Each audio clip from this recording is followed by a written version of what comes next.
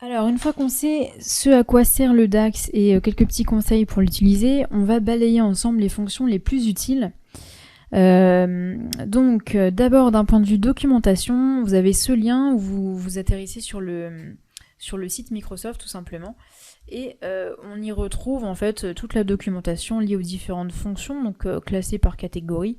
Et ensuite, quand vous cliquez sur une catégorie, vous avez la fonction qui va bien avec du coup sa syntaxe, l'objectif, les paramètres et puis un exemple tout simple de réalisation. Donc voilà, c'est une documentation qui est très bien faite, donc plongez-vous dedans et explorez un peu les fonctions comme ça. À savoir que les noms des fonctions sont toujours en anglais, hein, pas comme dans Excel où on a des fonctions qui s'expriment aussi en français et dans d'autres langues. Le DAX c'est 100%, enfin il y a une version en espagnol aussi, mais en tout cas en ce qui nous concerne, nous francophones, c'est plutôt en anglais. Voilà, donc appuyez-vous sur cette doc qui est très bien faite.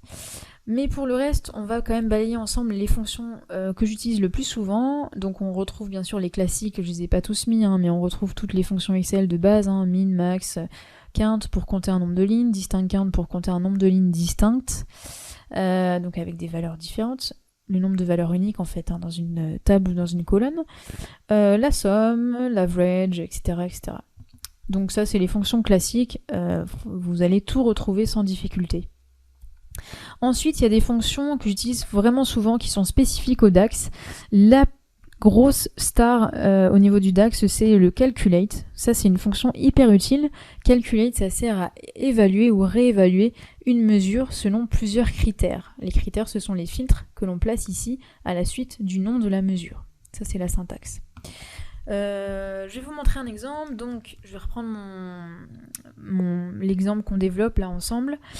Je vais sélectionner ma table mesure pour que ma mesure aille bien se ranger là-dedans. Donc, je vais d'abord créer une première mesure pour vous montrer ensuite comment j'utilise la fonction calculate à partir de celle-là. Donc, je vais calculer le chiffre d'affaires et je vais dire que c'est la somme de ma table des ventes et le montant facturé. Là, il me suffit de taper sur entrée hein, pour que mon champ se tape, j'ai pas besoin de cliquer partout comme dans Excel, ce qui est quand même sympa. Donc voilà, mon chiffre d'affaires, je vais le visualiser, je vais mettre un petit peu en forme tout ça pour qu'on y voit plus clair, et je vais mettre mon chiffre d'affaires en euros. Hop, hop, hop, voilà. En euros. Donc ça, c'est mon chiffre d'affaires global hein, sur toutes les années de mes données. Je crois que ça commence en 2016, enfin voilà. Ensuite, je vais pouvoir faire une nouvelle mesure. Donc, nouvelle mesure. Là, non, je vais refaire parce que vous voyez qu'elle s'est pas mise dans ma table, j'avais pas sélectionné ma table mesure, donc elle a voulu se mettre sournoisement dans ma table achat. Donc on va remédier à ça. Donc voilà, nouvelle mesure, elle est bien au bon endroit, chiffre d'affaires 2017. Et donc, chiffre d'affaires 2017, je vais utiliser la fonction calculate. Même chose, je commence à taper, je tape sur entrée. Je réévalue ma mesure chiffre d'affaires, et là, le contexte, le nouveau contexte, le filtre que j'applique, c'est quoi? C'est un filtre je suis allée trop vite, sur calendrier jour l'année, et cette année doit être égale à 2017. Ça, c'est mon filtre. Je tape sur entrée, et là, je vais visualiser cette mesure. Donc là, j'ai par défaut un graphique, hein, mais c'est bien quelque chose de numérique, que je vais pouvoir mettre sous forme de carte. Même chose, je vais mettre un petit peu en forme le visuel pour que ce soit plus parlant, et je vais mettre ma mesure en euros. Voilà. Comme ça, c'est plus joli et puis c'est plus facile à lire. Voilà, donc c'est la fonction calculate, comme je vous le disais. On réévalue une mesure en fonction d'un filtre. Voilà. Ensuite, la prochaine, c'est la fonction filter. Donc filter, c'est, comme je vous le disais, on applique un ou des filtres à une table ou à un ensemble de lignes. On va mettre ça en pratique tout de suite. L'exemple que j'aimerais bien prendre, c'est de calculer le chiffre d'affaires de l'année en cours. Donc l'année en cours, c'est une variable. C'est-à-dire que si je copie-colle ce truc-là, je le copie-colle en attendant, je vais me créer une mesure qui est l'année en cours. Année en cours, et donc c'est tout simple. Hein. Donc today, ça c'est une fonction qui me renvoie la date d'aujourd'hui. Et si je prends l'année de la date d'aujourd'hui, je vais avoir du coup 2018. Voilà, je la visualise cette mesure pour vous montrer. Hop, voilà. Donc voilà, j'ai mon année en cours et maintenant, je sélectionne bien cette table parce que sinon ça se range pas là-dedans. Je vais créer une nouvelle mesure encore, CA, année en cours.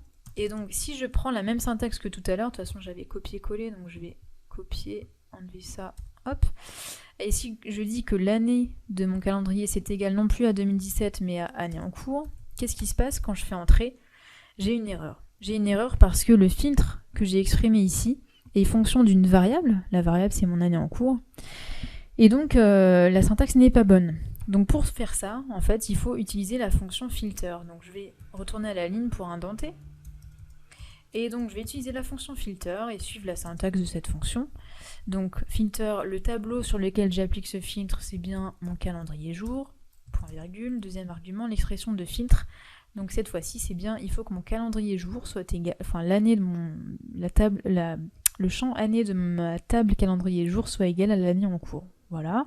Je ferme le filter, je reviens à la ligne pour plus de clarté. Je ferme ma parenthèse de mon calculate. Voilà.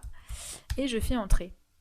Et là, j'ai bien une mesure qui est créée qui s'appelle CA année en cours, que je vais pouvoir visualiser. Hop. Et donc là, j'ai le CA pour l'année 2018. Voilà, je mets ça en euros, etc. On peut vérifier très simplement que ce calcul est bon. Tout simplement, je vais faire un petit tableau. Je vais aller mettre mon année, hop, de manière pas résumée, voilà, avec toutes les années. Et puis, je vais aller lui coller. C'est un calcul implicite là que je fais. Donc soit je lui mets directement le CA comme ça, d'ailleurs, ma mesure. Donc là on voit bien que je suis à 334 machin pour 2018, pareil là, et 145 blablabla pour 2017. Et le total 619 pardon. C'est un peu petit mais voilà. Et donc ça c'est le calcul explicite si je mets directement la mesure chiffre d'affaires. À noter que je pourrais aussi, mais je vous le déconseille, mais je vous montre quand même, glisser le montant facturé comme on le ferait dans un tableau croisé dynamique Excel et dire voilà tu me fais la somme et là j'ai aussi le même résultat finalement mais le calcul est implicite ici et il est explicite ici. Voilà, j'enlève ça. Voilà. Pour la suite, donc on a vu le calculate, on a vu le filter, maintenant le isBlank, donc ça c'est plutôt une fonction tiroir, c'est-à-dire qu'en fait ça remplace 3 autres fonctions. isBlank, c'est une fonction que vous appliquez à un champ et qui renvoie un résultat true, enfin vrai ou faux, true ou false. Et c'est true si soit votre cellule est vide, soit elle est en erreur, soit elle est égale à 0. Donc ça remplace le isBlank, ça remplace isEmpty, isError et isNull. Donc c'est quand même assez puissant, voilà, ça permet d'aller plus vite. La dernière fonction que je voudrais vous montrer, c'est la fonction switch avec un true en premier argument, qui permet de classer de catégoriser des données. Ça, je trouve ça marrant. Alors, enfin, surtout utile dans ce qu'on fait, notamment pour hiérarchiser les choses. Donc, l'exemple que je voulais prendre, c'est au niveau des clients. Hop, souvenez-vous, on a l'âge des clients. Table des clients. Voilà, à droite, je crois me souvenir que voilà, on a leur âge. Et ce qu'on va faire, c'est classer les clients par catégorie d'âge. Donc ici, c'est pas une mesure, du coup, c'est une colonne calculée. Donc je fais une nouvelle colonne et je vais utiliser cette fonction switch. Donc je vais appeler cette colonne catégorie âge. Et je vais utiliser la fonction switch avec true comme premier argument, point virgule, je reviens à la ligne pour que ce soit plus clair. Ma première valeur, je vais lui dire que c'est quand l'âge est inférieur à 18. Voilà, ça va être les juniors. Et ensuite, je continue comme ça, il faut y aller de manière croissante. Donc là, deuxième valeur, je vais grossir un peu la taille du machin. Quand l'âge est inférieur à 30, peu importe. Hein. Là, je mets des espaces, mais je pourrais ne pas en mettre. Hein, mais le DAX autorise la saisie d'espace, donc voilà. Je vais noter ça 18-30 ans. Voilà, comme ça, il n'y a pas de... Client âge inférieur à 50. Donc ce sera les 30-50 ans. 30 inclus, hein, mais bon. On se comprend. Et mince, pardon.